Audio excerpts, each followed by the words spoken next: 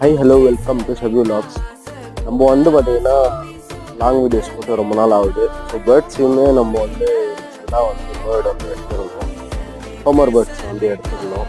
So அதையுமே உங்கள்கிட்ட வந்து கொஞ்சம் கொஞ்சமாக தான் நான் ஷோ பண்ணேன்.